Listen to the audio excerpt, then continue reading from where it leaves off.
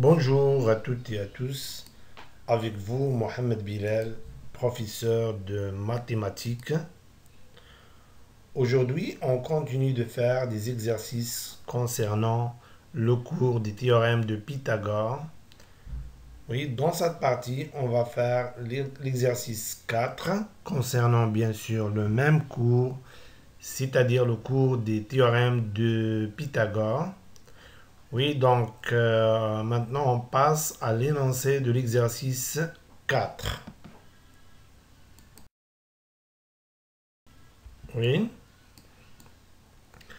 exercice 4. D'abord, on va lire l'énoncé d'exercice 4. On considère la figure suivante. Oui, donc on a la figure devant nous.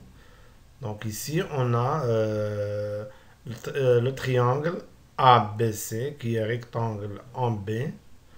Donc, dont la longueur du côté AB égale à 8 et la longueur du côté BC égale à 6.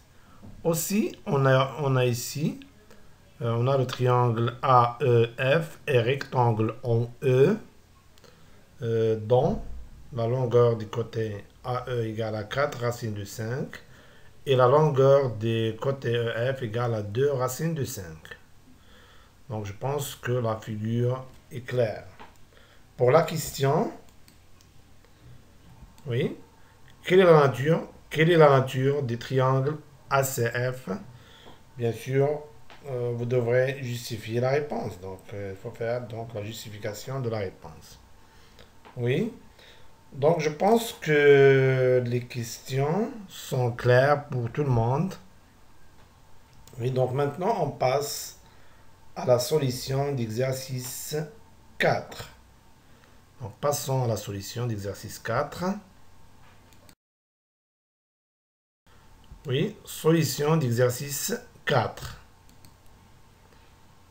Déterminant, donc il nous demande de déterminer la nature des triangles ACF. Donc, déterminant la nature des triangles ACF. Donc, d'abord la figure. Oui, donc on a ici la figure.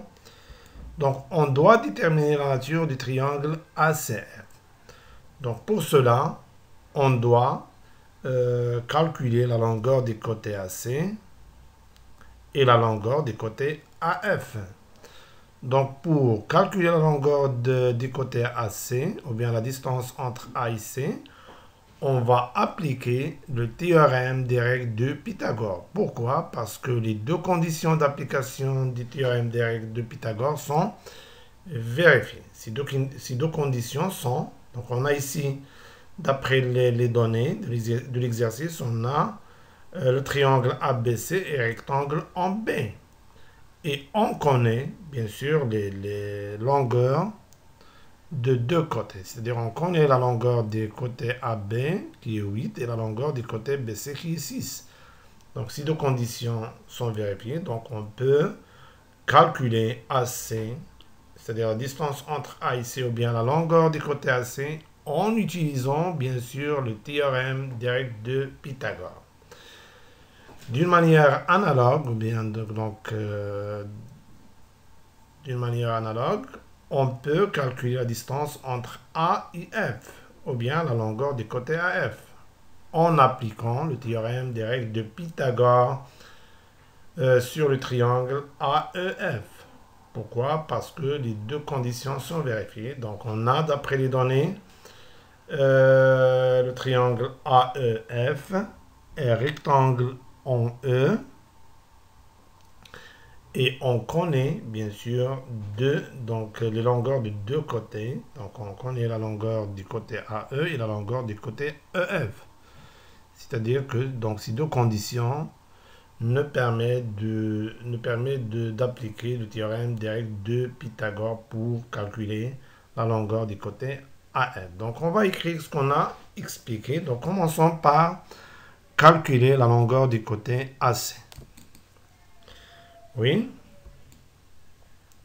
Donc, par application du théorème des règles de Pythagore sur le triangle ABC, bien sûr, qui est rectangle en B, on obtient donc le carré de la longueur de l'hypoténuse égale à la somme des carrés des longueurs des autres côtés, c'est-à-dire que AC au carré égale à AB au carré plus BC au carré. Maintenant, remplaçons chaque expression par sa valeur. Oui, d'après les données, on sait que AB égale à 8 et BC égale à 6. Donc, on aura donc AC au carré égale à 8 au carré plus 6 au carré.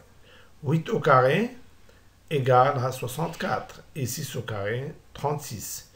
Et 64 plus 36 donne 100. Oui. Oui, donc ici,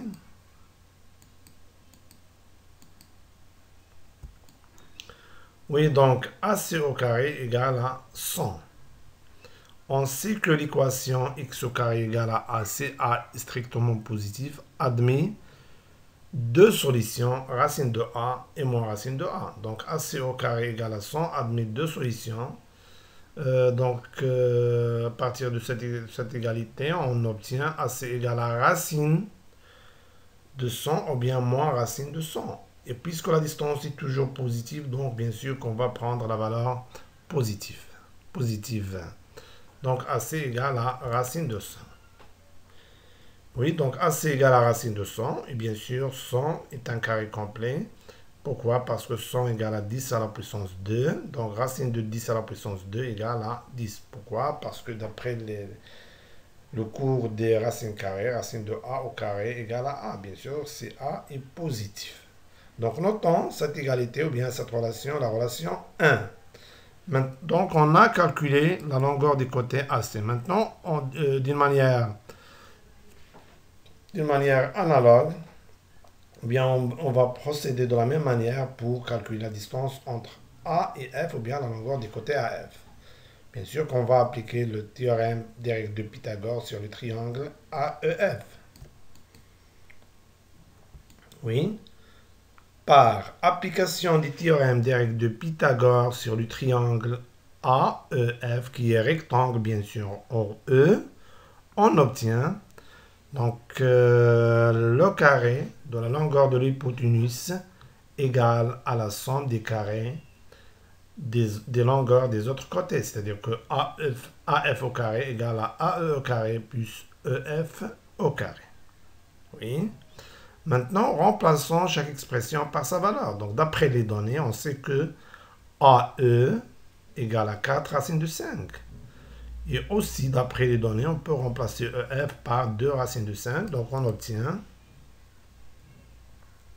oui, donc AF au carré égale à 4 racines de 5 au carré. Donc, remplaçons AE par sa valeur, plus 2 racines de 5 au carré. Donc, remplaçons EF par sa valeur. Or, on sait que A fois B le tout à la puissance n égale à A à la puissance n multiplié par B à la puissance n. C'est-à-dire que 4 fois racine de 5 au carré égale à 4 au carré fois racine de 5 au carré. Oui. Donc, 4 au carré fois racine de 5 au carré plus, de même, 2 racines de 5 à la puissance 2 est sous forme de A fois B à la puissance n, qui est égal à A à la puissance n fois B à la puissance n. Donc, ça donne, donc bien sûr, ceci d'après les propriétés de la puissance. 2 à la puissance 2 multiplié par racine de 5 à la puissance 2. 4 à la puissance 2, c'est 16. Et racine de 5 à la puissance 2, c'est 5. Ceci d'après le cours des racines carrées. Donc 2 au carré, c'est 4. Multiplié, racine de 5 au carré, c'est 5. Donc on aura, oui, AF au carré égale à 16 multiplié par 5 plus 4 fois 5. Donc on a une expression qui contient l'addition et la multiplication. Bien sûr qu'on donne la priorité à la multiplication, c'est-à-dire les opérations de type 1. Bien sûr qu'on commence par la multiplication. 16 multiplié par 5 donne 80 et 4 fois 5 donne 20. Et 80 plus 20, ça donne 100. Oui. Oui, donc on sait que cette équation, l'équation AF au carré égale à 100, admet deux solutions, racine de 100 et moins racine de 100, et puisque la distance est positive, donc on va prendre la racine positive. Pour la même raison, parce qu'on sait que l'équation x au carré égale à ACA est strictement positive, admet deux solutions. Racine de A ou bien moins racine de A. Oui. Donc, qu'est-ce qu'on aura ici? Oui, la figure. Toujours, on utilise la figure. Donc, qu'est-ce qu'on aura ici? Donc, AF égale à racine de 100. Et racine de 100, donc 100 est un carré complet. Donc, 100, on peut l'écrire sous forme de 10 au carré. Donc, et racine de 10 au carré égale à 10. Parce que racine de A au carré égale à A. Bien sûr, c'est A est positif. Oui, donc notons cette relation, la relation 2. Qu'est-ce qu'on remarque?